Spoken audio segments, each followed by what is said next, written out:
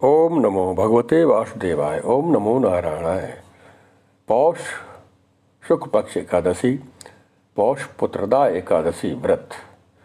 वैदिक पंचांग के अनुसार पौष माह के शुक्ल पक्ष की एकादशी तिथि 30 दिसंबर को सुबह 7:51 पर प्रारंभ हो रही है। वहीं इसके साथ ही एकादशी तिथि का अंत समापन 31 दिसंबर को सुबह 5 बजे होगा। ऐसे में पौष पुत्रदा एकादशी व्रत 30 दिसंबर को रखा जाएगा, जबकि वैष्णव संप्रदाय के लोग 31 दिसंबर को पौष पुत्रदा एकादशी व्रत रख सकेंगे। सनातन धर्म में एकादशी का विशेष महत्व है। यह दिन जगत के पालनहार भगवान विष्णु को समर्पित है। इस दिन भगवान विष्णु की आराधना करने का विधान है। यहाँ हम बात करने जा रहे हैं पौष पुत्रदा एकादशी व्रत के बारे में। यह एकादशी पौष महीने के शुक्ल पक्ष में पड़ती है। मान्यता है कि इस व्रत को रखने से योग संतान की प्राप्ति होती है। संतान के जीवन के सभी कष्ट दूर हो जाते हैं। जो विवाहित जोड़े संतानहीन हैं उनके लिए उस व्रत का विशेष महत्व है। उस व्रत को रखने से संतान प्राप्ति के योग बनते हैं। आइए इसके मुहूर्त और कथा के बारे में आगे श्रवण करेंगे। कथा है। ओम नमो भगवते वासुदेवाय। पहले हम ये जानें इस व्रत के क्या नियम हैं।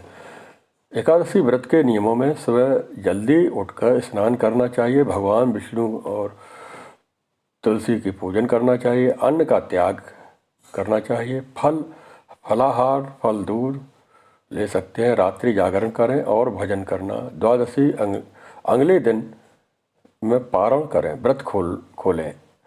ये सब बातें, झूठ न बोलें, क्रोध न करें, व्यसन और तामसिक भोजन, प्याज लहसुन मांस मदिरा आदि का सेवन से बचना चाहिए। और इस व्रत का जो मुख्य नियम है, शुरुआत और संकल्प। प्रातः जल्दी उठ करके स्नान करें और संकल्प लें कि आज मैं एकादशी व्रत रख रहा हूँ। स्वच्छ वस्त्र पहनें, भगवान विष्णु माता लक्ष्मी की पूजा करें, दीप जलाएं, व्रत का संकल्प लें, ओम नमो भगवते वासुदेवाय मंत्र का जप करें।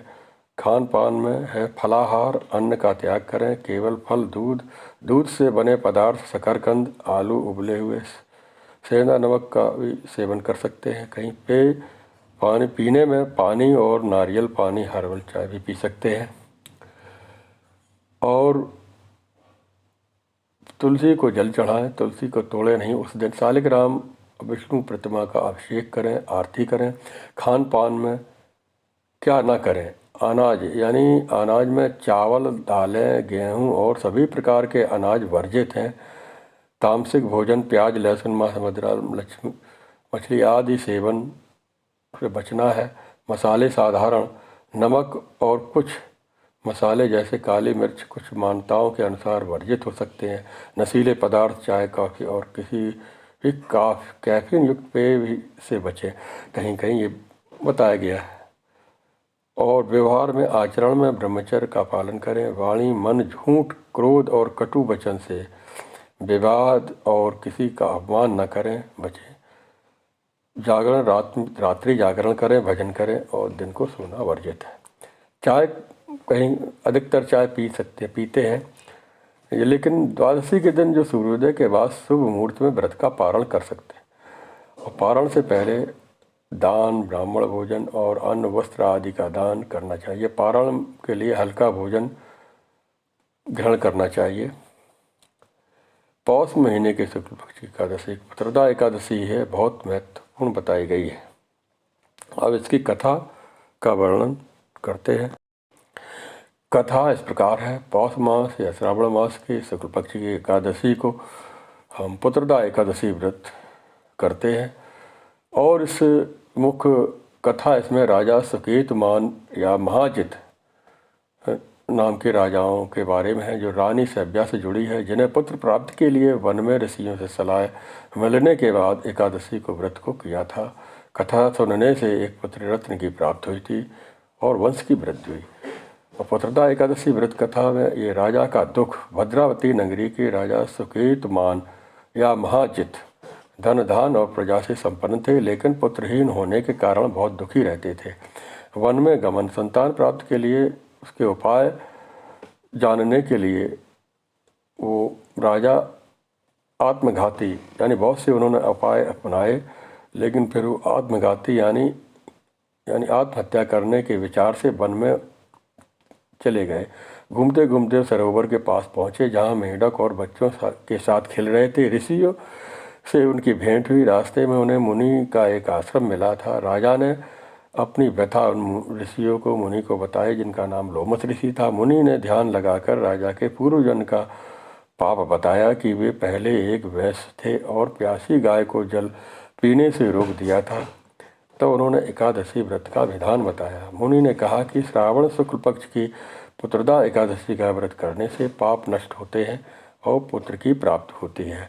उन्होंने राजा को पौष पुत्र एकादशी व्रत यानी श्रावण मास की एकादशी व्रत, पुत्रदा एकादशी व्रत से करने से आपका लाभ होगा। एकादशी का विधान मुनि ने कहा कि इस एकादशी के व्रत से पुत्रदा एकादशी के व्रत से संपूर्ण पाप नष्ट होते हैं। पुत्र करने से पुत्र की रक्षा होती है। राजा को पौष पुत्रदा एकादशी व्रत के महत्व को बताया और उसे रखने के लिए सुझाव दिया है। राजा और रानी ने दोनों ने उस व्रत को रहा। विधि पूर्वक एकादशी को व्रत किया और पारण किया। रानी ने गर्भ धारण किया और एक सुंदर पुत्र को जन्म दिया, जो आगे चल कर के एक महान राजा बना। इस व्रत के करने से सभी पाप नष्ट होते हैं। राजा को इहलोक और परलोक दोनों में सुख को प्राप्त होता है।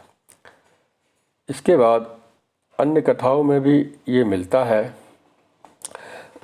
राजा युधिष्ठिर ने भगवान श्री कृष्ण से इस व्रत के बारे में पूछा था कि पुत्रदा एकादशी व्रत कौन सी है, क्या लाभ है।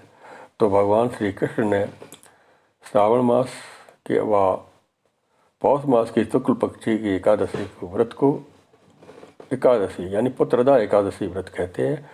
इसमें उन्होंने एक कथा सुनाई थी। द्वापर युग में महसमतीपुर में प्रजापालक यानी महसमतीपुरी में प्रजापालक राजा मोहजित के कोई पुत्र नहीं था, इसलिए वह राज्य भी उन्हें सुखदायक प्रतीत नहीं होता था। अपनी अवस्था अधिक देखकर राजा को बड़ी चिंता हुई। उन्होंने प्रजा वर्ग में बैठ कर के इस प्रकार कहा, यानी ये दूसरी कथा भी इसी प्रकार है। प्रजा वर्ग कहा, प्रजाजनों ने इस जन्म में मुझसे कोई पातक नहीं हुआ है। मैंने अपने खजाने में अन्याय से कमाया हुआ धन भी नहीं जमा किया है। ब्राह्मणों और देवताओं का धन भी मैंने कभी नहीं लिया। पुत्रवत प्रजा का पालन किया है, दुष्टों को दंड दिया है, शिष्ट पुरुषों को सदा सम्मान किया है और किसी को द्वेष का पात्र नहीं समझा है। फिर क्या कारण है कि मुझे पुत्र की प्राप्ति नहीं हुई है। प्रजाजनों, इस जन्म में मुझे कौन सा पातक लगा हुआ है। मैंने अपने खजाने को अन्याय से भी नहीं कमाया है, अन्याय से किसी का धन भी नहीं जबरदस्ती छीना है। तो राजा के वचन सुनकर के प्रजा और पुरोहित के साथ ब्राह्मण विचार करने लगे और वो विचार करते हुए वन में ऋषियों के पास गए। ऋषि से सेवित आश्रम की तलाश करते हुए एक मुनि श्रेष्ठ लोमस ऋषि के आश्रम में पहुँचे। लोमस ऋषि जी धर्म की तत्वज्ञ, संपूर्ण शास्त्रों के विशिष्ट विद्वान, दीर्घायु महात्मा है। उनके शरीर लोम यानी शरीर का एक छोटा पतला बाल, ये सब उनका शरीर लोमों से भरा हुआ है। वे ब्रह्मा जी के समान तेजस्वी हैं। एक एक कल्प बीतने पर उनके शरीर का एक एक लोम टूट कर गिरता है, इसीलिए उनका नाम लोमस हुआ। वे महामुनि त्रिकालज्ञ हैं।